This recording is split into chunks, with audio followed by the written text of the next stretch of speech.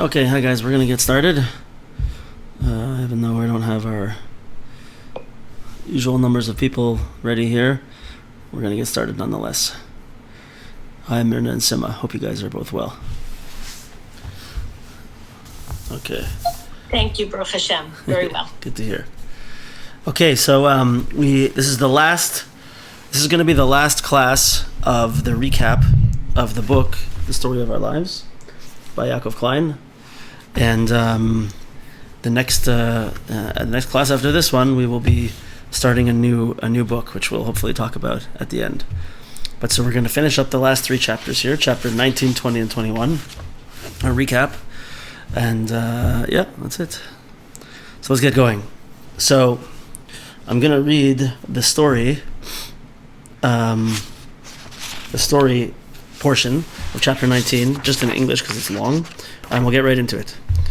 So, if you remember, when we last left our hero, he had encountered the giant, and this giant was a huge person with a tree.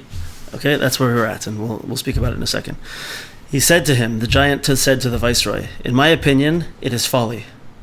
But because you are adamant about it, I am appointed over all of the wild animals. I will do you a favor and call these animals, for they run all over the world.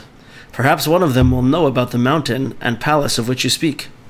He called to all of them, from the smallest to the largest, all kinds of wild animals, and he asked them.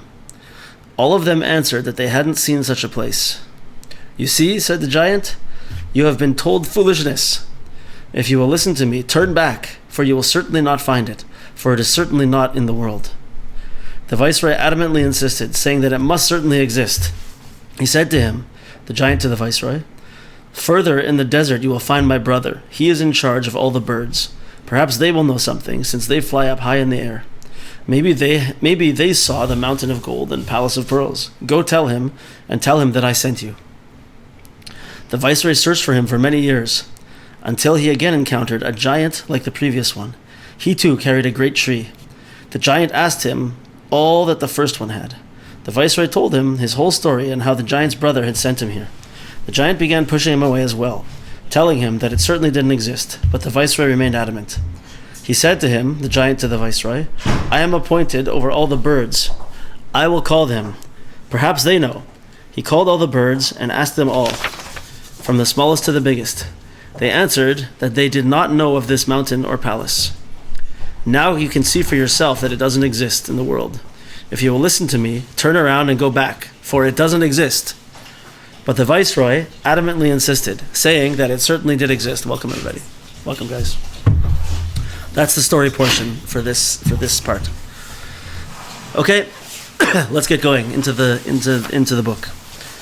So the first point that we're gonna see over here is a couple of awesome ideas. So first of all, it's so important to realize over here that the viceroy, right? He represents the ultimate moon person. The viceroy. Just 1 second, guys. Vered, I only turned the water on not too long ago. It might not be hot enough yet. Maybe another 5-10 minutes. Sorry, guys. Maybe I'll edit that out. We'll see. Okay. Praying for me. Yeah, right. Okay, back on track. Sorry. So the viceroy represents the ultimate moon person. He's been up and down. He's been through every kind of struggle, and he sees this giant, the ultimate sun person, who's powerful and strong and authoritative, and he knows the whole Torah. This is the person that he is, right? And he stands up to him, He has akshanas to kedusha. He has holy stubbornness and holy brazenness. He stands up to him, and it's an incredible point to think that Rabbi Klein brings over here. It's only because he's built up this muscle of being able to fight and being able to be strong and being able to be brazen in the face of challenge, that he's able now at this point to stand up to nothing less than a giant, a powerful giant.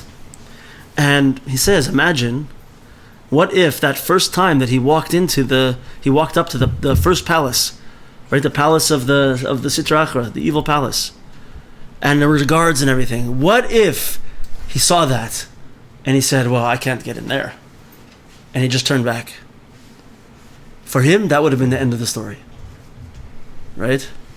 Imagine all the things that we've. I don't want to reiterate everything that we said in the past shiurim, but just quickly think about those times in your life where you had something difficult, and you stood up and you went through it and you made it. What if you didn't do that at that point? It literally alters the trajectory of your life. If you're able to stand strong and able to be brazen and strong with your values and with what you want to do, right? It literally, the whole story wouldn't happen with the viceroy if he didn't do it, right? But now we're able to see, at this point, now he's able to stand up to the biggest challenge because he's built it up over all that time, right? And we see also over here another interesting idea. He calls this title, this portion, "Teardrops on a Heart of Stone." That the giant, this huge giant, powerful, strong, authoritative, right? As we said, he represents someone who's a total sun person, surface level person, but who's well respected and powerful and strong and carries the whole entire Torah with him under his arm. Is that the tree? Right? Tree, yeah. Right? He carries it under his arm. And this person, why should he listen to this puny little viceroy? Right? He's nothing compared to him. Like, what's the story? And so one of the things is that he says this is the first time seeing anyone cry over an ideal. That a religious matter should elicit such a deeply emotional response is an absolute novelty to his eyes. Meaning what? He saw something in this person. He saw something real. He was able to see when a person stands up for what they believe, when a person stands strong in the face of challenges and doesn't give up, but from a place of truth, that is a recognizable trait. It's something very powerful to the extent that the giant said to him, okay, he should have just brushed him aside, but he said, okay, I don't think what you're saying is right, but nonetheless, here's what you can do. Why don't you go a little farther on and meet my brother? Right? Or I'm going to call all the animals and we'll see, right? But he says over here, like the tears of the viceroy, his crying and his truth are like the water that Rabbi Akiva saw on the stone. It can just break through the heart of a person. It's the importance of authenticity and strength and personal fortitude, which is very important. Awesome. Okay, the next point that he brought, super fantastic point. Love this point. So if you remember, he brought it from the Piazetzner Rebbe, where he said like this, that there's certain powers that our body has, our physical body has, that correlate to our soul. So meaning our eyes are like the windows that our soul is able to see with.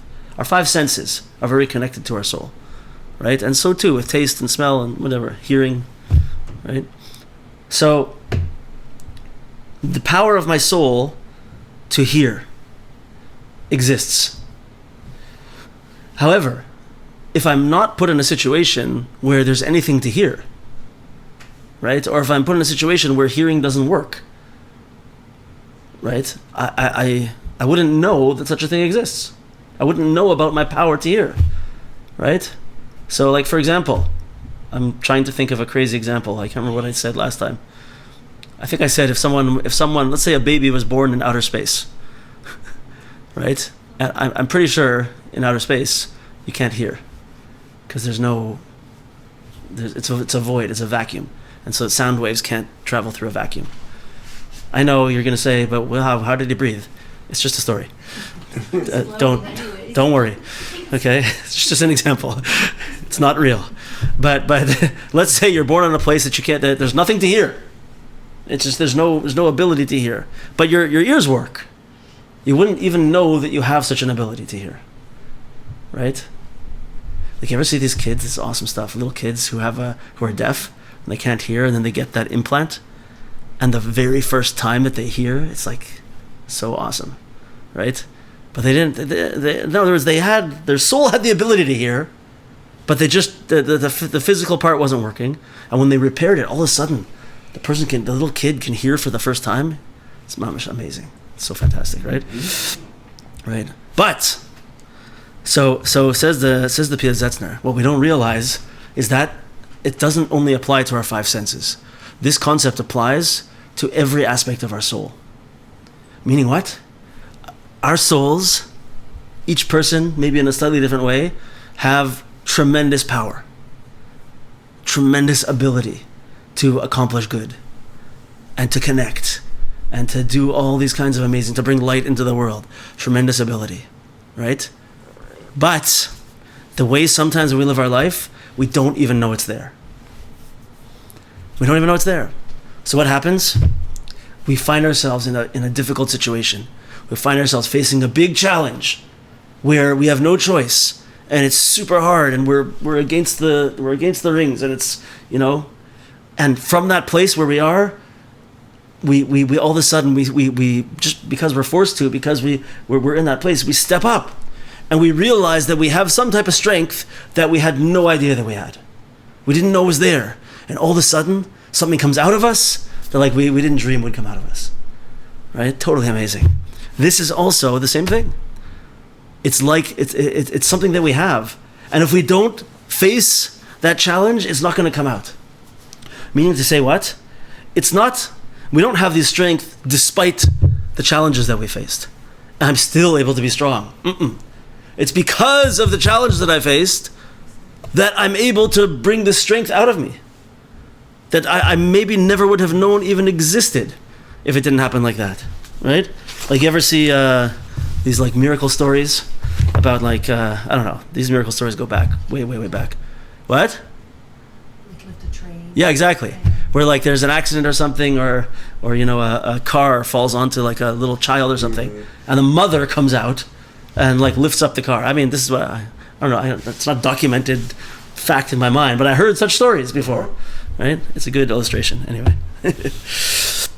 Right? So it's a different perspective. Are these challenges that I'm facing and these this period that I'm going through? Not only am I going to make it through, despite the fact that I have to face this challenge. This that I'm going through right now is what's going to propel me up into a new place. This is the second lesson. Okay, so this is what happened when he faced that giant.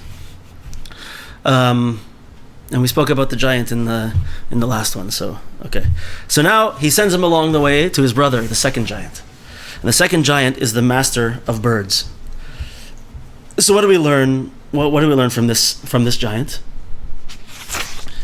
We learn that a couple of things, but one of the things is that unfortunately, sometimes it seems to get more difficult before it gets better. Right? We're thinking like, okay, maybe now I'll have a break. Maybe now things will go smoothly for a while, right? And maybe they will for a little bit. But, chances are down the road, we're going to face a bigger challenge. So this giant, the first giant, represented, we understood it in two ways, represented either a religious figure who is very, very surface level, but genius and smart with knowledge and everything, who looks at the moon person's desire for meaning and spirituality and connection and a life of meaning, and says, "This not you got it all wrong. You don't know what you're talking about. What you're looking for doesn't exist or is not important, right? You're missing the whole point, right?" So it's a hard challenge because the guy's strong and respected and powerful, right? But when it comes to this challenge, the second brother, he's not the master over the animals that are on the ground, right? He's the master over the birds. Birds are flying in the sky, a little more removed from the ground, from the physicality, from the purely intellectual understanding, a little more spiritual. And you would think maybe that this giant, maybe he understands me a little bit more. He should understand me a little bit more. And maybe you'll expect that, I've been searching for so long, and now I ran into this giant, and this giant gets me a little bit. Maybe this person's going to help me. Maybe this is going to be my ticket to the next stage, right? And what happens? That guy who you were hoping for, who you respected more, smashes you down and says, what you're looking for is silliness. What you're looking for doesn't exist. Right? It could be. It's such a painful place to be. So he says somewhere over here. Is it in this one? It might be in the next line. But when you have someone, could be a parent, could very much be a parent, could be someone you respect, or it could be a teacher, could be a rabbi, could be whatever, and you desire from them something, and you expect, or at least you hope, that they're going to give that hope to you. They're going to give you that support and that guidance. And when that person hammers you down, it's so much more disappointing and so much more painful than when just someone who you don't necessarily even expect it. You get why they are against you. You're not from the same world, right? But it can be really painful. So it's a harder lesson. He says here, the challenge seems almost too great to bear, right? Sun person versus moon person issues, yeah. And that's the end of that chapter. It's like kind of in the middle of an idea. So let's move on to the next chapter. It's a very short chapter, that one. Chapter 20, called Breakthrough. Let's read the story in English, and let's see where we get here. Barrett, if the water's hot, can you bring me a cup of hot water? Thank you so much.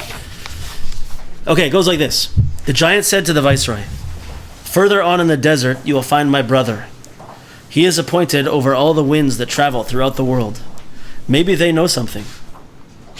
The viceroy walked for many, many years until he found another giant, carrying a tree like the others. The giant asked him who he was, and the viceroy told him the whole story. Like the others, this giant tried to discourage him, but the viceroy stood his ground. The third giant said to the viceroy that he would call all of the winds of the world on his behalf and ask them. He called them, and they came. He asked them all, and they said they had never seen such a mountain or place. The giant said, "Now you surely see that you have been led along by folly." And the viceroy began to cry very greatly, saying, "I know with certainty that it exists." In the middle of this conversation, they saw that another wind had come. The giant grew very angry, saying, "Why did you come so late? I decreed that all of the winds should come. Why did you not come together with them?" The wind answered, "I was held up because I needed to carry a princess to a mountain of gold and a palace of pearls."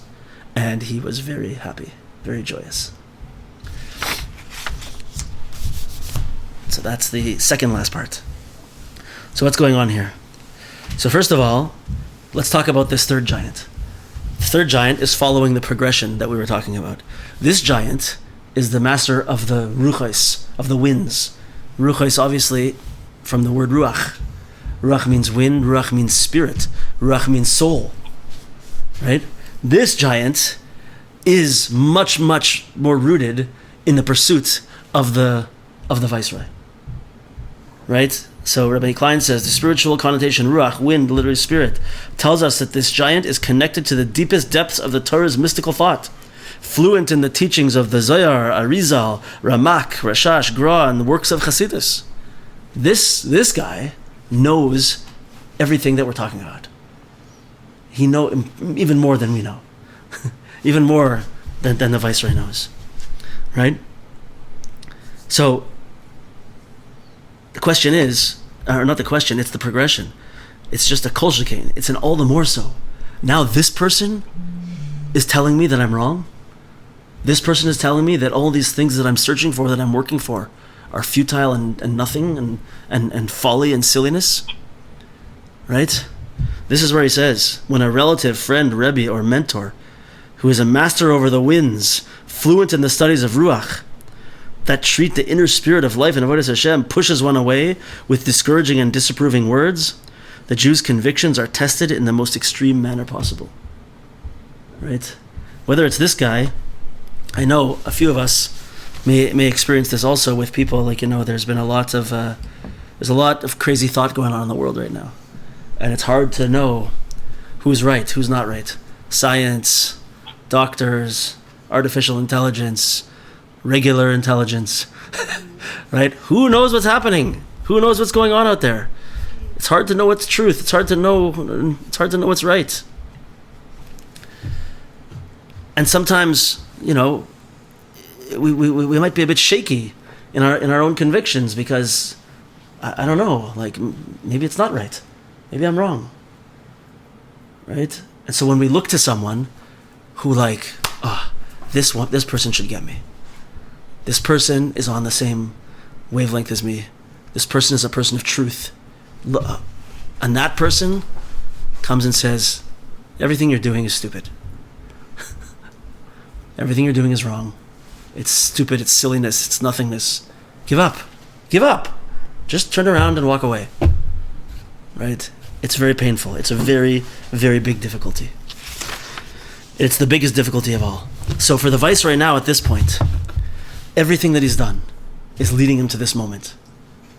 Everything that he's done is leading him to this moment. Klein says, everything that's happened is echoing in his mind right now. All of the things and the failures and all the moments of the, this is the place of no good. Do you recognize me? Choose for yourself a place. Look how beautiful those apples are. Where in the world am I? I have been captive here for so long. Where in the world am I? All these things are echoing in his mind. And it's like his whole entire life has brought him to this point. And he's here, he's ready now. Everything that he's done is dependent on this point. The years of work are dependent on this point. His whole life philosophy, everything is right now coming to a pinnacle. Right at this point. And so at this point, the giant tells him, sorry, I sent the winds out to the entire universe. I can see everything. I know all of science. I know all of Torah, all of mysticism. I can see the entire universe. And you're wrong. Right? And at this moment, he has nothing left. He just totally breaks down. He breaks down and he cries a lot. It says he cried greatly. He cries a lot. All he's left with, he has one thing left and that's it. All he's left with is desire, is ratzon. Powerful desire. And like Rabbi Klein says, this is all he has left. Desire, endless desire. And desire is all he needs. And he stands up, he cries a lot. And he says, no, I know with certainty that it exists. It for sure exists. And from this place, this is the beginning of his salvation. So, why is this a turning point? What's so special about this place? So it says over here that he cried greatly. We spoke about, when we gave the shir over, which was much longer, the power of tears. Right? So we brought from the Zohar Kadosh here. The Zohar says that since the destruction of the Beis Hamikdash, we're in exile. The gates of prayer have been closed. Right? Don't worry, we have tricks. Right? But one of those tricks is the gates of tears are never locked. Sharei Damois Lo Ninalu. The gates of tears are never locked. When someone cries with a true passion, a true cry from the depth of their hearts, that goes to Hashem. That goes straight through.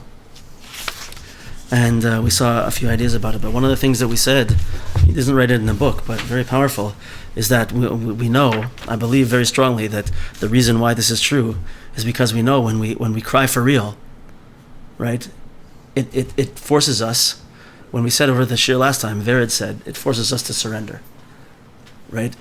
There's nothing fake anymore. We can't hide anything. Nothing is being held back, right? Like, have you ever been in a situation where you're having a real difficult time and you're on the edge of tears for a while, right? But what do? You try to be strong, and you say, I'm gonna hold on. I'm just gonna hold on, and you go through, and then something else happens, and you're just trying to hold on, and you hold it back, right? But Hashem's telling you, he's like, hello, I don't want you to cover up anymore. I don't want you to be pretending that you're something that you're not. And so what happens, you get finally to a point where you really cry, a really, really serious cry. And at that point, all the costumes, all the masks, everything's gone. And you're just connecting to something absolutely essential and true about yourself. truth and authenticity at the deepest level. And from that point, that's when there's nothing between you and Hashem. So those prayers from that time are just straight between us and Hashem. Nothing blocking. So it's very powerful. So this is where he's at. And from this point also, he says something amazing, which is a really awesome, powerful idea.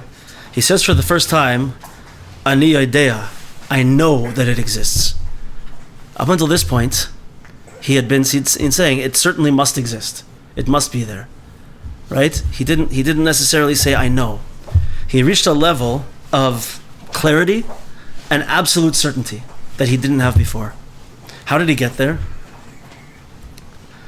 The way I understand this anyway is that his journey led him to this point.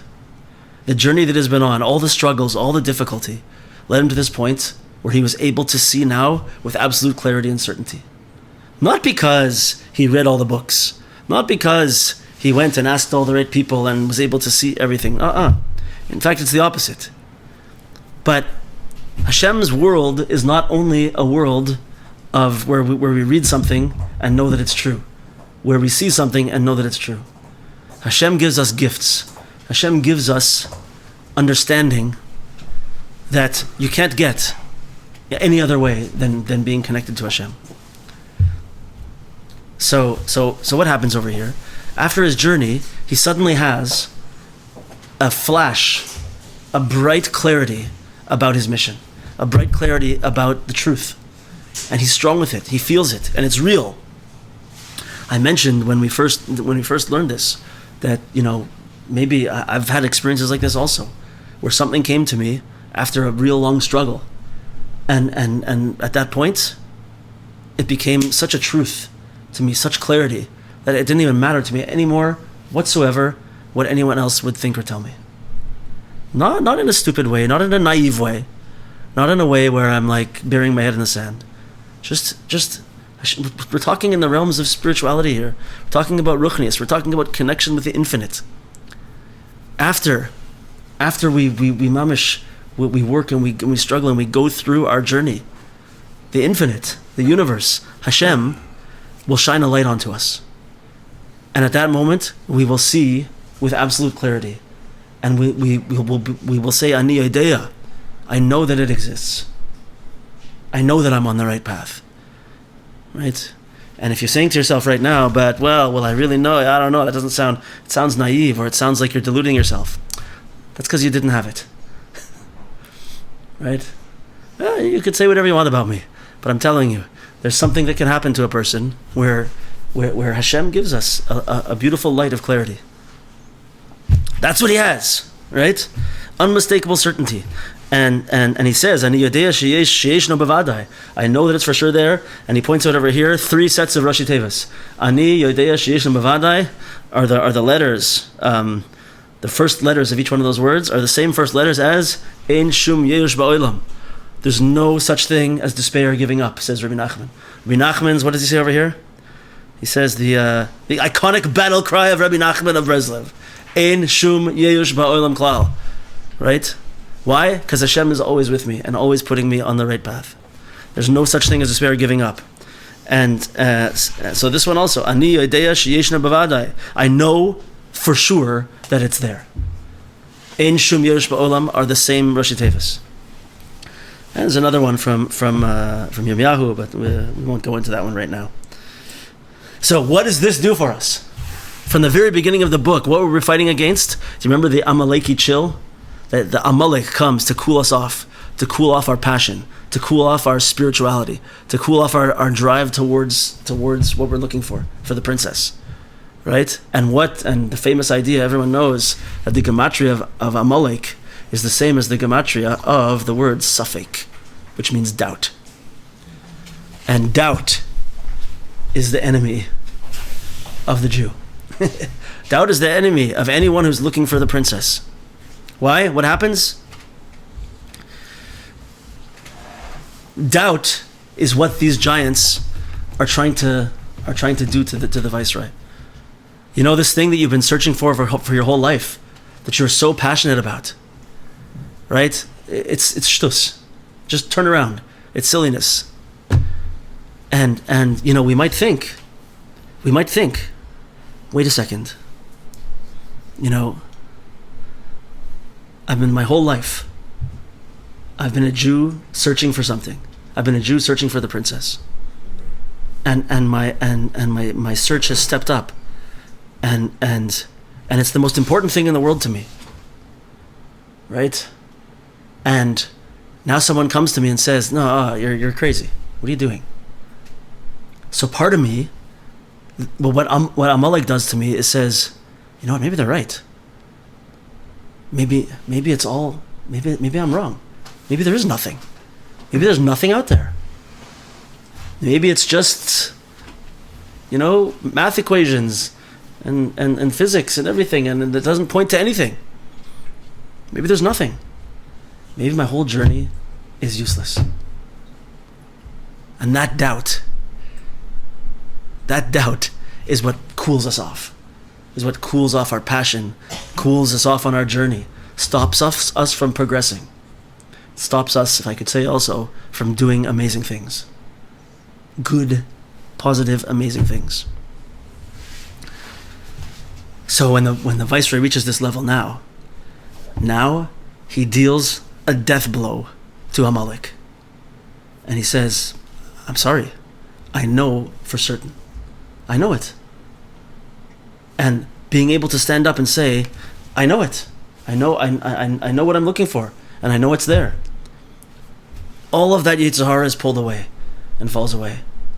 And the power and the strength that the viceroy has now is what's going to take him past this and right to the princess. Right onto the rest of his journey. So, listen to this. Unsure if Hashem is still interested in his service after so many years of sin. Right? Talking about, there's another aspect over here. Doubt on with regards to the things that I'm doing. Right? Yaakov, you've been coming to the shul here on Shabbos, right? Daven with us? Yep. Right? You go to shul, right? Put in your talis and you go to shul. I'm saying generally. You go to shul on Shabbos and you do what you do. You do mitzvahs. Right? You maybe if you're a lady, you dress in a respectful way. You dress in a tzenuah way. We have these things that we do. Why? Why do we do them? Because they're mitzvahs and they connect us to a Kadosh Baruch Hu. Right? And so we're careful with what we eat. We put tefillin on. We light Shabbos candles. And we do all these things. We keep Shabbos. Shabbos is the biggest source of blessing in the universe. Everything that we want comes through Shabbos. So we keep Shabbos. And we do all these things, right? So, unsure if Hashem is still interested in his service after so many years of sin, he finds it far more difficult to pray with feeling and connection. Doubtful that her adherence to tznius makes a difference in the larger scheme of things. She is flippant in her adherence to those halachas. The attitude of safek, Amaleki doubt, is perhaps the strongest indicator that one has lost touch with the princess of youth. Meaning, we have doubt. Are my actions important? Do these little things that I do actually mean anything? Do I need to be so careful with kosher food? Yeah. Do I need to be careful with the way I speak? Yeah, okay, I know. We study Torah. I use my good voice then. But sometimes I got a lot of lashon hara to say. And I love it. So juicy. Right? Or do we hold strong and do we say, no, you know what? Every one of those halachas that we have is one of those ropes that connects us straight to HaKadosh Baruch Hu. One of those strong ropes that connects us right to Hashem. And connects us to everything that goes along with that. All of the blessing, all of the inspiration, all of the connection is all part of those cords that are connecting to Hashem. But Amalek tries to make me doubt that those are important in another aspect. But now the viceroy said, forget it. I know. And I'm going for it. Enough of you already. And so that's what he did. He deals. If it is here that the viceroy deals the final blow to his spiritual arch enemy, banishing the frostiness of Amalek once and for all, by using the words "Ani yodea sheyeshnei bevadai," I know for certain that it exists. The viceroy annihilates the spirit of Amalek, which is founded upon suffix, doubt, and spiritual uncertainty. Powerful, powerful. And so, how do we get there? We keep striving, we keep working, and Hashem is going to shine that light onto us to give us that confidence and that strength that we know for sure what we're doing is right. The next aspect is the late wind, the tardy wind. This is an awesome idea. So, why did the wind have to be late? Is the question. Why did the wind have to be late? Why did it stay behind? So, Yeshua Hashem Keherafayin, the salvation of Hashem comes in the blink of an eye. We remember by the Purim story, everything was coming to a head, and then all of a sudden, v'nahafechu, everything got flipped upside down. Right? Just when it looked like the worst of the worst, everything got flipped upside down. Just now, when the viceroy, all his hopes are dashed. Everything looks like everything's been his whole life has been a sham, and he's not going to be successful. Boom! Another wind comes and says, "Oh, yeah. By the way, I was just carrying a princess off to a pearl palace on a mountain of gold." Right at that point, Badavka. Why does it come at that point? What's the story? So we see this concept that in the very beginning of the Torah, it says during creation, "V'ruach Elokim merachefes al pnei hamayim," the spirit of Elokim was hovering upon the waters, the surface of the waters, and the Medrash says over there, I think the Medrash says that it was the Rucha de Mashiach, it was the spirit of Mashiach, was hovering over the waters of creation. Right? What? Isn't Mashiach the one at the very end? What was Mashiach doing there at the beginning? What's the story? So I'm going to read this. Prepared from the outset and present in every generation, the spirit of Mashiach ben David comes to finish the story, to demonstrate how the tale of the Jewish nation is that of the ultimate Baal Tshuva, who reaches a place of retrospective clarity, wherein all sins are transformed to merits, and how all of history was his story, preordained by the Master of the world. This is the result of what we spoke about earlier, the Golden Mountain. That retrospective look where we can see, wait a second, it's not only that, I went through difficult times, and because of those, they built me up, and I became strong. But they were that was bad, hard times. It's that looking back and seeing, oh my gosh, everything was exactly perfect. Hashem was there at every moment. Everything that I experienced was exactly perfect for me. It was exactly what I needed. Mashiach was there already. The last time we did this, Sandra spoke up and said from the book, this Maimer Chazal, that Hashem always creates the refuah before the makkah. He recreates the refuah, the healing, the medicine, before the wound, before the injury. I'm sure there's a better translation. Antidote before the illness. Right. So this is what this concept means. This is what's so special about this. This is why that aspect comes at the very end, comes late. It's specifically to show us this view from that point backwards. To show us that, and in the story, like the viceroy is fighting this battle, right? And he's looking for, he's trying to find this place. And what does the wind come and tell him? Oh yeah, you're right, she's there already. That's exactly what she was. Everyone's telling you, no, it doesn't exist. No, it doesn't exist. You're crazy. You're insane. No. And this little wind comes and says, you're right all along. That whole path that you were on, yeah, it was all exactly perfect. And here you are. Now you're going to go and finish the rest of the step. We said this concept of Yosef Atzadik when the brothers came to him, and it was like the worst time when the brothers came to Joseph in Mitzrayim, right? And it looked like it was the end of the story, and they were going to all be imprisoned, and that was going to be the end of Yaakov's family, right? And Yosef says these two words. Remember, Ani Yosef, I am Joseph. And all of a sudden, at that 1 second, every single step is totally clear and makes perfect sense. exactly why everything happened exactly the way that it did. It was perfect the whole time, right? And we said from the Ishbitzer, the Meir Shilach, I think, Beis Yaakov, one of the Ishbitzer Rebbes, that this is going to be what we hear, 2 words that we hear when Mashiach comes, and the whole world is filled with the absolute knowledge of Hashem. We're going to hear the words Ani Hashem. We're really going to hear it.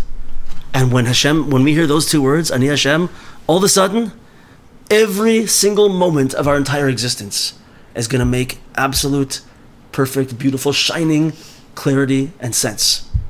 It's going to be so clear, right? The whole history of the universe, the whole history of Klal Yisrael throughout all the ages, all the difficulties, all the pain, all the suffering is going to be so clear when he says Ani Hashem.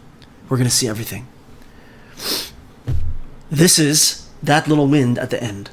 It has to come late because it's showing us that whole journey that we had to experience, and how that whole journey that we had to experience up to that last moment when it was the most difficult, how it was all totally amazing and perfect and exactly what it was supposed to be. Totally awesome. So in along the lines of that, we see that the last giant is the giant of Ruach, of spirit, and Ruach, we know, is in the deeper Torah is a word that's connected to a tzaddik, and it's this, like when Moshe Rabbeinu is looking for a replacement, Hashem says you have to go find an isha sheruach boy, a man who has ruach in him, right? Ruach, a tzaddik is connected to the word ruach, and so we have this idea over here that this is what's going to be. This is what's going to be there for us to help us through this time, to get us to that point, right? And he brought from his grandfather that the pasuk ba Chabakuk vehemidan alachas. So Chabakuk Hanavi came and distilled the whole entire Torah into one idea. And what was that one idea? Tzaddik be'emunasai yichyeh. That a tzaddik, through his faith, he lives. But what did he do? He switched around the commas a little bit and said, and he put everything into one important point, and that is tzaddik. Not tzaddik be'emunah, in his faith he lives. Tzaddik be'emunasai, with your faith in him, in the tzaddik, yichyeh. You're going to have life. You're going to have chiyus. You're going to be alive. Not just you're going to get through.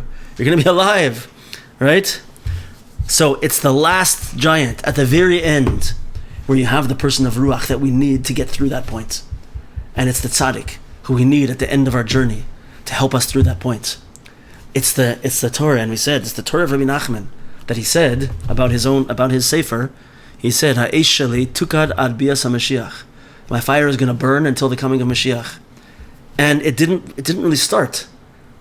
The fire of Rabbi Nachman didn't really start until he was around in the late 1700s, early 1800s, like very relatively recently in the whole spectrum, right? And it didn't really begin to catch fire to the extent that it is now until the last, I don't know, 20 to 50 years, something like that.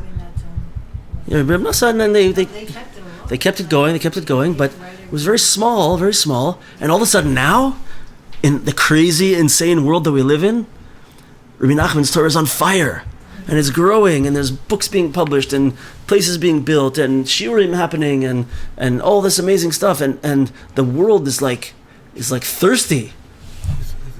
Thirsty for him also, yeah, he's one of them. Thirsty for the Torah of Rabbi Nachman, right? Because he's this person he's a tzaddik, he's ruach. He's the one who at the most difficult times will never get through it without this. We'll never get through it without the tzaddik. So this is what we have right at the end. So cryptically, I think it's like as if the story that he wrote is really kind of foretelling his contribution, what it's going to be, and how it's going to be there for us at the end. He says Rabbi Nachman is the ruach, the tzaddik foreseen by Chabakuk, who, as the singular pillar of the entire Torah, the tzaddik is the tzaddik yisod olam, would breathe life into the final generation. Mamash breathe life. I don't know what I would do without the Torah of Rabbi Nachman, honestly. I don't think I would. I'd be able to hold on. Rabbi Nachman in Chayei Moharan, he says, some of his Hasidim went to other like cities or whatever, and they asked him, what should we tell them about your Torah? So he said, when you travel away from here and they ask you what you accomplished, answer them Ruach. That's all he told them, Ruach. Amazing. Yep. So even the giant rejoices at this point. It says at the end of that place that the wind comes and tells him that the princess is there. He took the princess to the palace, and it says, and he was very happy. He points out that it's ambiguous. It's not. We don't know if it's the viceroy or the giant that's happy. Of course, the viceroy is happy. You don't need to tell me the viceroy is happy, right? Right. So he says that this giant, who the aspect of this giant was that he knew all of the deepest Torah, but it didn't become internalized. He didn't live it. This was the main lesson of this giant. He's this person who knew everything, all the good stuff, and he liked it, but it didn't become part of his life. He didn't live it, right? So he didn't feel it in the same way. And he was like, yeah, no, I know all this stuff, but what are you doing? Like, you don't go looking for it. You don't. It's not something to do with the way we actually live, right? But now at this point, when the wind comes and tells him that it's real, now he is the happiest person in town, right? Because all that stuff that he didn't realize was actually tangible and real to him is now there, right? So the last point of this chapter is this idea that the journey is the destination, which is so important because he says his strategy is extraction via emulation. Remember this? The stronger he yearns for her, nurturing her passionate spirit within his heart and soul, the more of her he is freeing. By building up his desire to free her, he's building her up the whole time. And what does that mean? It means that it's every step of the journey that is building her up, that is building the princess and freeing the princess. It's not that he just had to do a bunch of stuff and then she'd be free. Every step of the journey is actually the purpose, is the goal, is the destination, right? Indeed, this is the deep secret of our tale. The journey is the destination. The search for the lost princess of passion and youth in Avodas Hashem itself awakens her passionate fire. Just the fact that we're searching awakens her, and awakens our connection to her. Seeking the depth of life, we have already begun to find it. And this is why he says it's called the lost princess, and not the princess who was found, not the finding of the princess, right? No, it's that she's lost. Why? Because the point of the story is the search, not the finding, right? And so he's going to say later on, right? He's going to say in the story says he found her, but he doesn't tell us how he found her, because it's not the point. It's kind of important because you never give up. That's right. But I think it's an important point to keep in mind. Right. I'm sorry. I mean, of course, the fact that he found her is important, but he doesn't tell the details of how he found her. Why? Because yeah, we know he's going to find her. You don't give up. He's going to find her, but how exactly? What? It doesn't matter what happened at the end. It's going to be. It's because it's the work of finding her is what's important, right? She says like this over here. Here's a quote from Reb Nosson. If one searches, one will certainly find, even during the time when one has not yet found. Even so, by way of the toil and the search, one has already found plenty. For no toil or quest is ever wasted, and one certainly discovers much in every word of prayer and every effort, for a positive desire is never lost. Every one of those prayers is absolute diamonds and gold. Every one of those steps that we made, little things that we did to move a little farther along, they don't seem like much to us. It didn't seem like we did anything. But even one movement, right? Rabbi Nachman says at one point that one tiny movement towards, even a little halacha that I do, a tiny movement towards Hashem in this world is miles and miles in the upper realms, is a huge thing. So he brings over here a quote from Viktor Frankl, right? Awesome, Man's Search for Meaning, I think it's called, is it book? Man's Search for Meaning, yeah. Awesome book. But he says over there that his whole theory, his whole shita of Dr. Frankel in psychotherapy is that people think that what a person needs in order to function properly is to have all of their problems taken away, figure out how to live in equilibrium, is what he says, right? And he says his theory is that that's the worst thing that a person can have.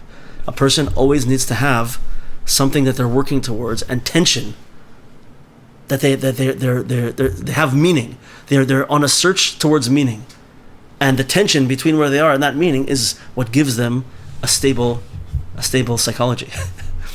We're meant to be searching and looking for things. Let me just say what he says here. What man actually needs is not a tensionless state, but rather the striving and struggling for a worthwhile goal, a freely chosen task. This is what he holds. So this is what Rabbi Nachman said so many times in various different parts of Likutei Moharan. He brings from this Indian of Nekudas HaKesef. I think it's in Torah Lamed Aleph, which we're going to get to in Mitzvah Shem soon. That the basis of that Torah is that the desire, our own desire, not only is it important and powerful, but it actually causes creation to change based on where we place our desire. And if we place our desire in stupid things and in materialism, physicality, physical pleasures where they shouldn't be, right? Then our creation will unfold based on that energy that we put into it. The details behind this are like fantastic, to do with letters and creation and everything. It's going to be amazing when we get there. But so too, if we put our longing and our desires, our kisufim, nekudas hakesef, into the right paths, literally we will change creation and we will live a different life. So we got to hurry up because I'm running out of time and we have to finish today. Indeed, now I realize in a certain way, searching is finding, and the journey is the destination. Yismach lev mevakshe Hashem. Who has a happy heart? Those ones who are mevakshe Hashem, who are searching for Hashem. Okay, I have big arrows pointing to this. I have to read this. The level of desire and her acceptability to him are absolutely commensurate. Paradoxically, while it seems as if the viceroy is searching for the lost princess is in fact searching for him. This is very deep. So it's because of all of the search that he put in. Every time he yearned for her, he built her up, and she yearned for him. It's just the journey itself lights up the princess and brings her more into existence. Probably could have said that better. Okay, last chapter. Here we go. So the last thing that happens in the last chapter, the giant asked the wind, "What is precious there? What's valuable?" Meaning, which items are valuable there and held in high esteem in the place of the golden mountain and the castle of pearls? The wind responded, "Everything there is tremendously valuable and expensive." The one appointed over the wind said to the viceroy, "Because you have been searching for her for such a great amount of time, and you have had so many struggles, it is possible that you will now have a further obstacle because of money. Therefore, I will give you a vessel. Whenever you reach inside, you will take money from there." The giant commanded the wind to bring the viceroy to this place. The storm wind came and carried him there, bringing him to the gate. There were troops there who did not let him enter the city. He reached his hand into the vessel and took out money. He bribed them and entered the city. It was a beautiful city. He went to a wealthy man and rented food and board, for he would need to stay a while. He would need to devote much thought and contemplation to free her. Reb Nosson writes, the manner in which he freed her was not told, but in the end he freed her. Okay, 3 ideas. What does it mean everything is valuable there? It's a place of absolute value. What does it mean everything's valuable there? 3 ideas. The first one is what we said already. And that is that with our retroactive clarity, we look back and we're able to see that every step of my journey was really valuable. All those difficulties I went through were so important to helping me become the person I needed to be. Right? So what does that mean? Usually people are going through life and struggling. They say, "Oh, this is terrible. If only I had this. If only I had that. Why do I have to suffer? Why do I have to struggle?" Right? That is 6 sons looking at the world. That is even not 6 sons. That's even worse. Right? looking at the world and saying, how many times do we say this when I have a failure? Failure? No way. Right? It's an opportunity to learn. Right? Every step of the way was something for me, was important for me. Every moment had value. That's the first idea. So the next one is, in the world of the six sons, everything is cheap. Relationships are shallow, words are meaningless, experiences detached from the essence of one's life. The mindset of the six sons, right, is all about physicality and things in the world, measurable things in the world, right? Right? When we fall into the mindset of the six sons, instead of waking up each day into a world of brilliant meaning and glorious prospect and living life with excitement, passion, joy, life becomes a dull, passive process. Nothing holds any value. Nothing is precious. Meaning, when you show up to against this giant, right, and he tells you, what is spirituality? You're talking about connection. It's silliness. Just get back to doing what you need to do. Right? You have your cars, you have your house, you have the things that you can brag to people about, the things that your children are doing that you can, oh yeah, my kid goes here, my kid does it, my kid's this, my kid's that, right? All these stupid things. They're not stupid about your kids, but these things that we need to tell people to make ourselves feel better, the things that we place value on. We place tremendous value on the car that we're driving, which we're going to have for 10 years maximum before we want another one already. It doesn't have value because the more we have, the more we're going to want, right? The type of person, let me ask you this, who gets a really fancy car, the type of person who has a really fancy car, how long are they going to be happy about this new really fancy car they have? How long is that going to last? Especially if they're the type of person who places a lot of importance on a fancy car, they're going to only be happy with it for a couple years. 2 years. Yeah, 2 years, right? 2 year lease, and then they want to break the lease early because they found another one, right? It doesn't have any value. So these things are useless, are really valueless. Mashen Kain, the viceroy, the person, the moon person, the princess person, everything is valuable. Every time I wake up in the morning, it's not about the things that I'm unhappy with and that I have. It's about, wow, what's going to be today? What's going to be my opportunity to do something good in the world today? What's going to be my opportunity to connect with? I can see. I can walk. I don't have pain today. All these things that we can look in the world and be happy about. There's connection I can make. There's amazing things I can do. Every moment is valuable. Everything is valuable. We just saw a Torah. I'm sorry, I know I'm taking too long, but we just learned this Torah on Shabbos over here. This idea that in Rabbi Nachman in Torah Nun Daled, that everything, he says like this: every item in the world has within it sparks of holiness left over from the Shras HaKelim, and every item has its time. And a certain item is supposed to be together with someone at a certain time, because the spiritual sparks that are in that item share a root with the soul of that person. And when that person comes into contact with that item and does with it the right thing, then the broken shards, which are broken letters of creation, become fixed and complete. And that tikkun of the letters of that thing shine a light onto this person's soul, which is up in the root of souls. And that causes, you know what it causes actually? It says it causes tremendous shefa, parnasa, good things to come to that person. Why? Because that thing, you know what it is, what we're talking about? We're talking about not the, the Maybach or the Rolls Royce or the Lamborghini or whatever it is. We're talking about your mug. We're talking about that coat that you got. There's something special about that. And there's a reason that you have it. Every single item that we own is important and tremendously valuable if we're trying to do things right. We're trying to do the right thing with them all the time. We're making tikkun, we're fixing the universe with simple things like our toque and the furry pom-pom on top of our toque, right? We're making tikkunim. What? Well, he says like this. He says that sometimes, and yeah, Or sometimes that item goes to another person. Why? Because there's another aspect of that thing that does not connect to your soul, and someone else's soul has to go to it. So when we donate, it goes to the recipient. Donate's gonna Yeah, l'chayra, yeah. breaking.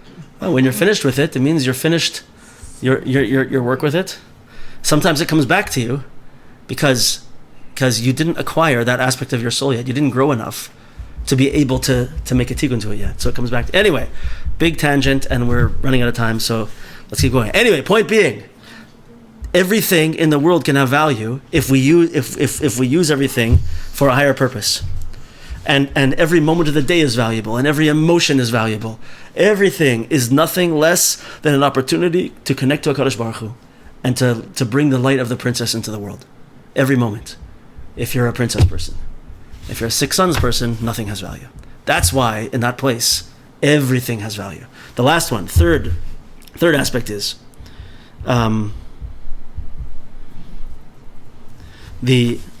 another aspect of the six sons is that what is valuable in the eyes of the six sons is when we do something really big. We do something amazing, right? Like let's say in the good realm of spirituality, I finished the entire Talmud, and so I made a big party, big siyum, and everyone came, and it was a big, I finished the entire Talmud, right?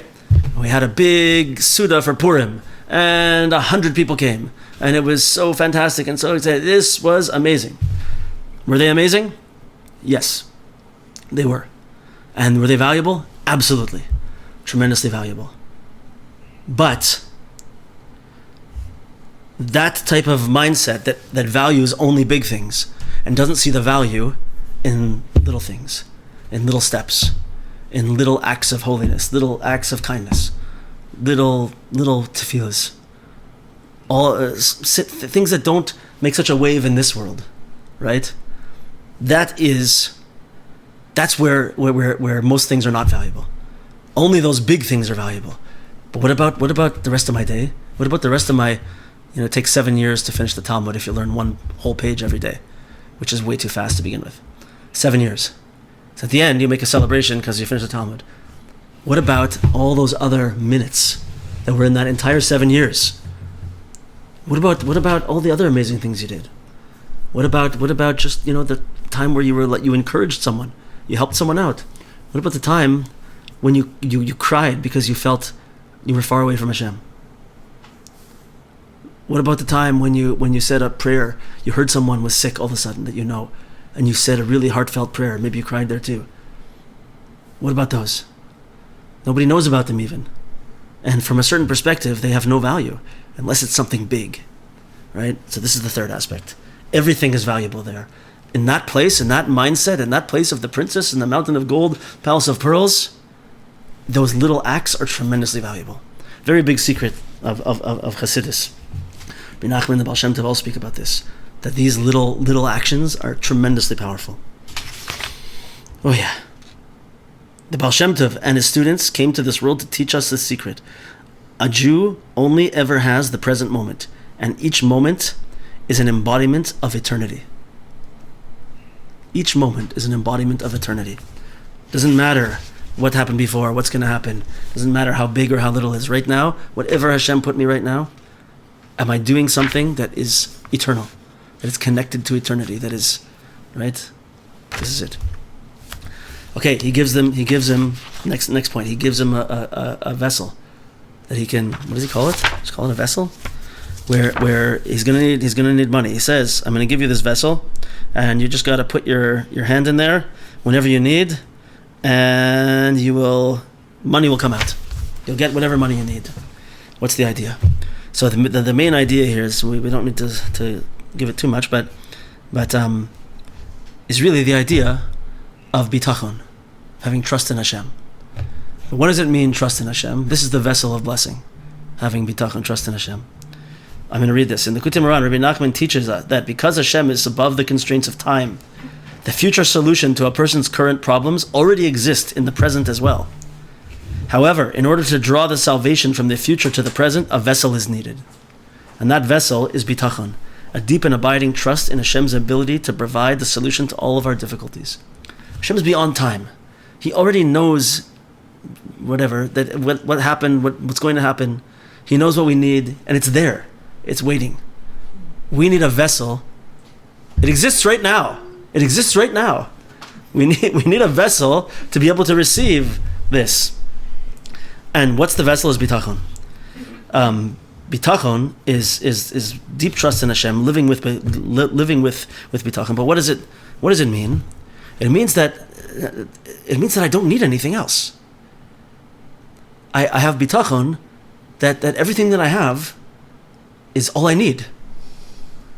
Everything that I have is all I need. I'm sameach b'chalko. Right? Ezehu Usher, who's the wealthy person? Who's rich? Who's the guy who always has money? Who doesn't need anything else? Hasameach b'chalko. Somebody that's happy with his portion. But happy with his portion doesn't just mean, yeah, okay, I'm poor, and it's okay. No, it means that I clearly understand that whatever I have right now, Hashem gave to me, and that's what I need.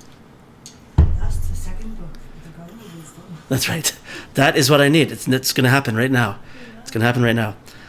That's all I need. That's exactly what I need. It's exactly what I need. So this is when Esav said, Yeshli Rav, I have a lot. I have a lot of stuff.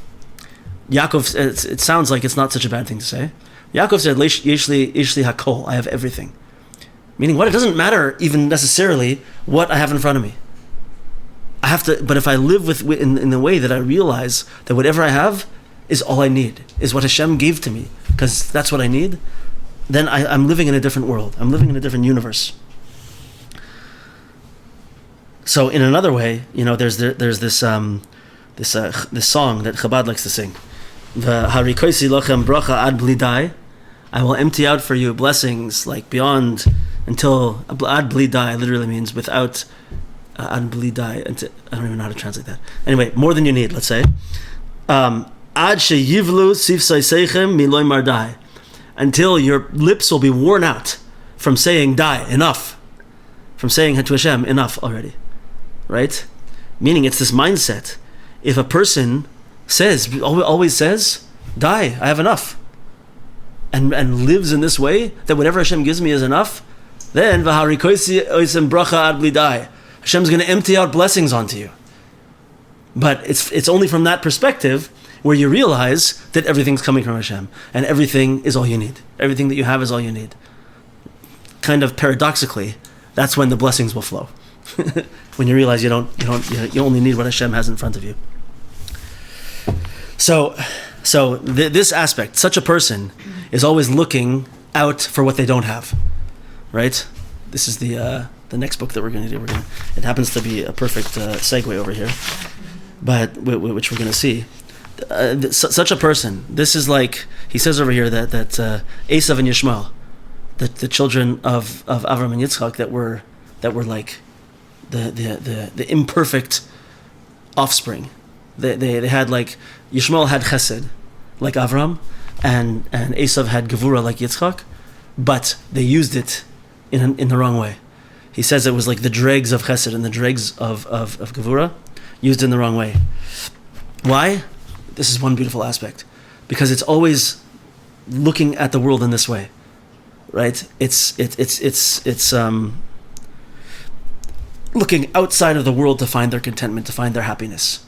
Looking for, like a person of chesed, I said this before, may be in a bad state if they direct their chesed inward and they just give to them themselves all the time, right? Because why? It makes me feel good. Why wouldn't I give myself? So such a person is always is a shopaholic, and is always needs to buy new stuff, right? Overeats, right? Because I need that stuff to come into me. I'm always looking outside to bring stuff into me for my happiness. I'm looking outside. But what is the person? What is the princess person? Where are they looking to find everything? They're looking inside. They're looking into their soul. They're looking into their place where they have the deepest connection to Hashem. Not the outside stuff. The outside stuff is not going to give me that connection. It's the inside nature. What's the deepest root of a person's soul called that we usually talk about? The chelek elokam yimal. That chelek, that portion of Hashem that's within me. When I connect to that, that's the real stuff. That's the destination. That's the place that I want to be. So that's, in a certain sense, on a deeper level, what we mean when we say someone is sameach bechelko. They're sameach, they're happy with their chelik.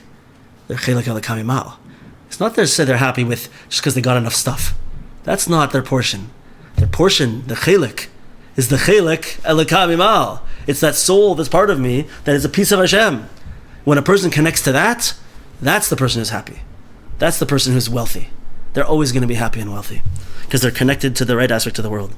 Encountering the godly portion at the center of his being, Yaakov Avinu experiences the completeness reflected in the microcosmic projection he holds in his essence. Instead of feeling pained by his inability to grasp all the physical pleasure the world has to offer, Yaakov is sameach bechelko, his chelik, rejoicing in the awesome spiritual treasure which imbues his physical constriction with ultimate meaning, the spirit of Olam Haba, that satisfies him in the deepest way. That's what's inside us. This is the problem. So this is the perfect segue, by the way. We're like at the last couple pages of this book, and it's as if we couldn't have made this up, right? We couldn't have made this up. The last thing that he brings over here, one of the last things that Rabbi Yaakov brings to illustrate this point, is the from the story of Rabbi Nachman of the Chacham and the Tam, right? The sophisticate and the simpleton, which happens to be the next book that we're going to do in this book club. We're going to use Rabbi Arish's book called The Garden of Wisdom, which goes through this story, and we're going to use it as a guide and bring a lot of other stuff to it also.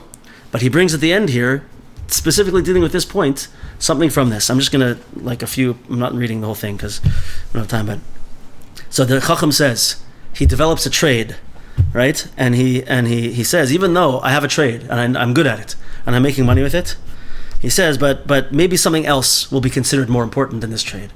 So I got to move on to the next thing. So he becomes a gem cutter, and he learns this. He learns it very quickly. Becomes a gem cutter, and then he says, but you know what? Maybe gem cutting will not always be important. I got to go do something else. So he goes to become a doctor, and through becoming a doctor, he becomes very wise and gets involved in philosophy and Latin and all these things, and becomes a big uber chacham, right? But he gets so smart and so happy with his smartness, happy and arrogant with his wisdom, that he can't stand any other people. He can't stand to talk to people. He thinks people are too stupid, right? And so he starts to go home to find a wife and to show. Why does he want to go home now? Because he wants to go home to show everybody that he became something. He can't stay where he is because here they don't know where he came from. They won't appreciate how much he grew. So he wants to go home so he can show everybody how great he became, right? And on the way coming back home, he can't stand the journey because everywhere he's traveling with somebody, he can't stand sitting with these people and talking to them because they're beneath his level of intellect, right? This is where he's at. What is he doing? He's never living in the moment. He's never focusing on where he is, what he's doing. He's always looking, where else can I go? What else can I do? What else is more important, is more chashiv? Where am I going to be seen from a more, where am I going to be seen from a higher place? Where will I look better? Right? And if he's traveling with somebody, instead of taking the time to see, who's this person that Hashem put me together with? What can we speak about? What can I learn from this person? He's like, this person's beneath me. I don't want to talk to this person. Leave me alone. Right? This is this person. He's always looking outward and never satisfied, and never looking inward, never appreciating his inner self or the moment that he's in. This is the Chacham. Don't want to give away the whole thing, right? The Tam, on the other hand, is, we won't go too much into it, but the Tam is able to be happy in whatever moment he is. If he doesn't have that much money or that much food, he appreciates what he has to the greatest extent. Is tremendously thankful for every moment, and in the end, he becomes very wise also, because this is the way that he lives. It's a much better path. But it's the difference between looking outward for everything and looking outward, both physically and in time, or looking inward, physically, spiritually, and to the current moment also. Totally different way of looking at things. So it says, the ability to have only bread, water, and an unseemly pelt's coat, and yet live like a king who lacks nothing in the world, is the unique lot of a person who lives with true bitachon, the vessel for blessing. When a person lives a simple faith to the point that he can genuinely say, Yesh li kol, I have everything, this is the best life there is. This is where he is. So he says over here that the words Yesh li kol, I have everything, the Rosh Tevos of that, if you go backwards, are kli, vessel. Saying I have everything is a vessel for blessing. And there's a special Tehillim that we say on Motzi Shabbos. One of the brachas that Yaakov gave was Yitein Lecha Kilavavecha. Was it Yaakov over here? 1 second. No, it's from Tehillim. I was thinking of a different one. Yitein Lecha Kilavavecha. The pasuk. He will give to you according to your heart. May He grant your heart's desire. Right? Same thing. The first letters of those words are kli, our vessel. A person who lives and thinks like this turns themselves into a vessel for blessing. Both parnasa and ruchnius. Okay, so that's the vessel that he has over there. Now, what about the Golden Mountain? On top of the Golden Mountain, where does he go? What does he do now? He's taken there by a storm wind, which is storm wind usually means the forces of evil. Ruach Sa'ara is one of the klipas, right? But it's just another reference to the fact that this that we thought was evil is now propelling him to where he needs to be. This that we might look at and say, well, why do I have to deal with this? Why do I have to face this suffering and challenge? It's taking him now to where he needs to be. So he goes to a gevir over here. A gevir means a wealthy person. What's he going? Why is he going to a gevir now? He now, in this place, he needs to activate this that we're talking about, the vessel. He needs to activate this existence of living like a rich person. Living like a rich person means not having chauffeur drivers and big parties and always flowing bottles of alcohol. I don't know, whatever big people do. It means attaching oneself to this midah of Yaakov Avinu, that I have everything. Right? I have everything. Every moment is valuable to me. And everything that Hashem gives me, I know that whatever I need, it's already there. Right? This thing that Hashem is beyond time means that it's already there. And as long as I have that midah of bitachon that acts as the vessel for it, that salvation that's already there is going to come into it. I have to live like a rich person, meaning a spiritually rich person. I have to live with this midah of Yaakov Avinu. And the salvation that's already there for me will then flow into me. If I just live like I really believe it. It's awesome. Yeah, and at this point, we're really almost done here. Wow.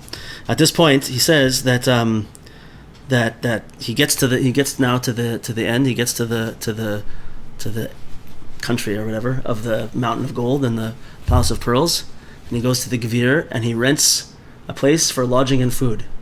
He rests and contemplates, and he begins to eat now.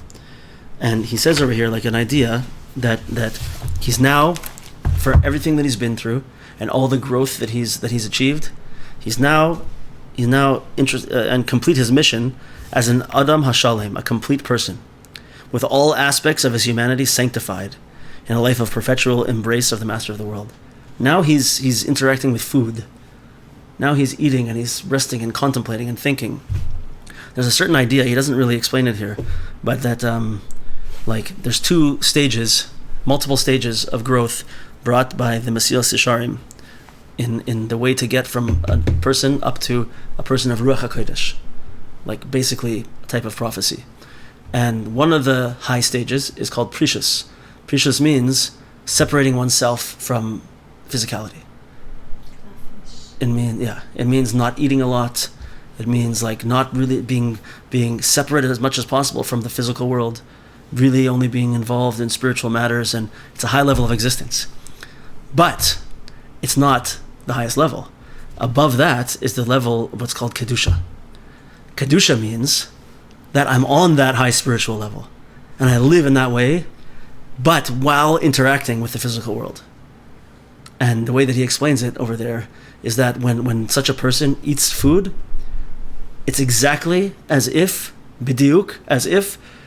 he is like the Kohen Gadol in the Beis HaMikdash, making the divine service. That's when he's eating. That's what it is. Not it's as if his regular physical actions, interactions with the world, are on such a spiritual level. So now he doesn't have to have precious anymore. He doesn't have to separate from the physical world. He can eat, and that action of eating is kodesh kodashim. That everything this person does is kodesh kodashim, is the holy of holies, right? So now he's gotten to such a level where he's now an adam hashalem, and with all aspects of humanity sanctified in a life of perpetual embrace with the master of the world. That's the way I understand what he's saying over here, right? And we have like one more paragraph, and that's it, right? So the last point before we finish off completely, and we're only 20 minutes late. Sorry, guys. The last point is this that we said earlier: the manner in which he freed her was not told, but in the end, he freed her. So, one way, there's two ways that we can understand this from Rabbi Yaakov Klein. The first way is that it's referencing Mashiach, right? And since we're not there yet, and this story is about us approaching that time, right? He's not going to tell us the end. He's not going to tell us the details. How is it that Mashiach's going to come and exactly what's going to happen, right? And the other aspect is like this. He says, on a more personal, I'm going to read this. On a more personal level, and in line with the path we have taken in this book, it is possible to say that the ending has not yet taken place. Our journey towards the lost princess is still very much in progress. Although the Rebbe promises that if we learn from the Viceroy and emulate the princess by way of holy desire, stubbornness, and absolute commitment to the goal of a passionate relationship with our Father in heaven, he will undoubtedly free her in the end. It is impossible to tell exactly how and in what manner this occurs. The ending is for each of us to tell in the ever-unfolding story of our brief foray on this remarkable planet. Right? Meaning, like, we're each... This book is called The Story of Our Lives. Because everything that's happening here is happening to us. Did happen, is happening, will happen. Right? And we all know that we're all absolutely, completely, fiercely unique. And we have different challenges. We have different talents. And we're surrounded by different people and different circumstances. We all are living the story of our lives. And it's this story is each one of us individually. So the way that your story ends is not going to be the way my story ends. And it's not going to be the way her story ends or anyone's story ends. Each of our stories is going to end with us finding the princess. That moment where we find the princess, right? But it can't be written down because we have to finish it, and we have to do it according to our own individual nature and our place in life and what Hashem gave us. And so what we can do is we can make sure that we learn about the journey and we don't forget it. I want to tell you, I started to start preparing for this class today. I started listening to chapter 19, the shir that we did. And I'm listening to this, and I'm like, you know what? I gotta just have this whole set of classes playing over and over again, like for the rest of my life. The lessons from this book are so powerful and so important and so inspiring and so guiding.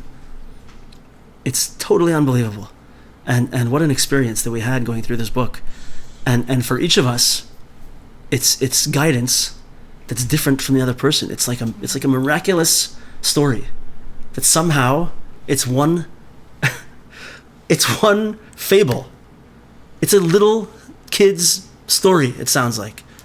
And somehow it gives to every single person all of the inspiration and guidance that they need in a unique way for that person. This is and even people who are mekubalim, who are Kabbalists, hold this story to be kodesh kodashim. It doesn't make sense. This is why it's not just a story written by a person that happens to have nice prose, right? This is something that Rabbi Nachman brought down from the highest realms. It's like a story that contains infinity within it, that gives to every person differently, and helps us all to go on our journey and to complete our journey in our own way. Somehow, each person, it's totally amazing. He finishes off and he says, may Hashem bless us to utilize the awesome wisdom packed into this remarkable story to search for and simultaneously discover the lost princess of our lives. Amen. Bon voyage, he says. So that's it. We finished. All the recaps, all the story, and it's been, mamish, totally amazing. I think it's been one of the top learning experiences of my entire life. Absolutely. So thank you everybody for joining us through this whole thing. And we're going to start in our next class. We're going to start the next book in the book club, which is going to be The Garden of Wisdom by Rav Shalom Arush. And it's a book about the story of the Chacham and the Tam, the sophisticate and the simpleton. And it's again going to have amazing lessons for us. The book isn't as detailed as this one, and it doesn't have as many, different ideas coming into it. It's Rabbi Arush's book with his vision in it, but I have other commentaries, other ideas, other things that we're going to bring at the same time. So we'll use the book for our anchor. We'll read a certain portion of the book, and then we'll come together and discuss it on a deeper level. Mitzvah Hashem, we'll see amazing advice and amazing guidance from that book also. So thank you to everybody. Just so everybody knows. So next week is the winter vacation, yeshiva week, and I'm going to be out of town for that whole week. So we won't have a class next week. And for the Likutei Moharan class on Wednesday, I'm actually leaving on Wednesday to drive into New York. So we're gonna miss 1 week of the book club, and we're gonna miss 2 weeks of Likutei Moharan. I apologize, but I'm gonna be traveling. So this Wednesday, no, I won't be here, and the next Wednesday will be yeshiva week, and then what? Yeah, I'm going to be in here. That's right. So everybody have an awesome week and a half, and I look forward to getting started again with the new book next week, I guess, 2 weeks from now. Okay. Thank you, everybody. First of all, any comments? Anyone want to say anything? Yeah. So, Ad bli dai is until without enough. It doesn't really make sense. That's exactly what it means. Yeah. Right? Until without enough. Like there's never going to be enough. And the second thing is, every person does get something different out of this. Yeah. But I think also every person at different stages in their lives, when they reread it, they get different things out of it. Right. Right? Because you have a different perspective Yeah. based on what you go through. So it's really important to revisit and see how it applies. Yeah. Seriously, I think this is something that we can just keep studying. Keep reading, keep studying, keep living over and over again. Definitely. It's totally awesome. You said about the prayers that they, even the littlest one, bring things down, and the things that we think about. Right. So again, we go back to the manifestation. Yeah. They really do attract what we concentrate on. So if we're concentrating on the wrong things, we're going to attract the wrong things. If we're concentrating on the good things, then we're going to attract that as well. 100%. Anyone else? Before we finish up? Okay, everybody. Thank you for being part from the beginning to the end. And thank you. That was excellent. Thank you. Thanks, Lori. We look forward to seeing everybody in 2 weeks. All the best. Oh, by the way, one more thing. I'm going to make a flyer for the new one. And this is the time to invite other people. Yes. To put it out. We're starting a brand new book, a brand new idea. And we'll try and get it out early. So I'm going to see if Rabbi Klein will let us put it on his group also, and we'll try to get some more people involved in this amazing, life-changing Torah, God willing. Okay, all the best, everybody. Bye-bye. It's interesting, you off? Yeah, the recording's not off, but Turn it off. So, we were talking about the littlest action and that. So this woman, Deborah Wardsman, whose child had twins, the girl died and the boy's in the hospital, so we're doing Tehillim. yeah, She does lots of updates, but she said, she's very wise, Sadika, she said, I realized that my little actions I take for granted, like being invited to a bar mitzvah, do I have to get dressed, do I have to go there? She goes, I'm going to take them now with such pleasure. oh my gosh, yeah, It was just like those little Yeah. reminders. Yeah. Even the good things yeah, we take for granted. It was very very Yeah, interesting. because it's not always convenient. No, we just right? forget. I think we're human, and we just we say we're done, and we forget. We get very complacent, and we forget. You know, I sometimes I have to say to people sometimes in our shul that, like, you know where Shalom Zachar is, right? Mm-hmm. It's like when a baby boy is born Friday night, people get together and have a little, like, kind of whatever party type of thing, and And that's because he's not really supposed to be. oh, there's awesome Torah He's not about supposed to enjoy Shabbat or be in Shabbat because he's not really Jewish or whatever until he's circumcised. Yeah. Did you hear me say this part? I heard it somewhere else. Explained by you and by. There's something very, very, very deep there. Something very deep there. Yeah. But anyway, like, it's Friday night.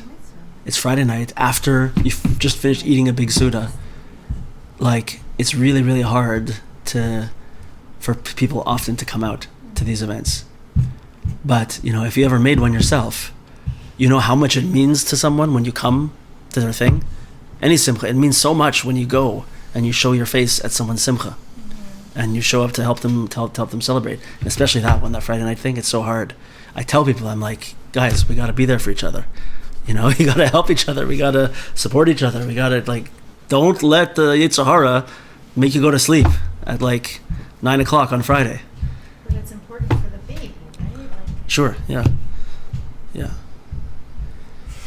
For the baby also, but I'm saying No, but you're saying with the people themselves, like, they, like, parents, yeah. you know, realize how, like, to us it's just like, ugh, I gotta go somewhere and I'm gonna be up late. And for me it's so hard because I go out late and sometimes they go very late, and I have to, like, I teach 2 hours of classes before Shacharis in the morning on Shabbos. So I'm up early and I have to be on and, like, thinking, and I get, whenever there's a Shalom Zachar, I get like 5 hours of sleep. And you know, there's a lot of l'chaims going around. I have to refrain a little bit, but not completely. And it's just it's very hard. It's very hard, but it's like this. We don't realize how important it is, and it takes someone like Sandra's saying, someone with such perspective. Yeah. Someone in that situation has a whole new perspective. She said you cannot have a muna when you're in the thick of it. The point is to build your muna and bitachon up before. Right. Because when you're in the thick of it, it's very hard. It's hard to get to. Oh, whoops, we're still recording. Okay.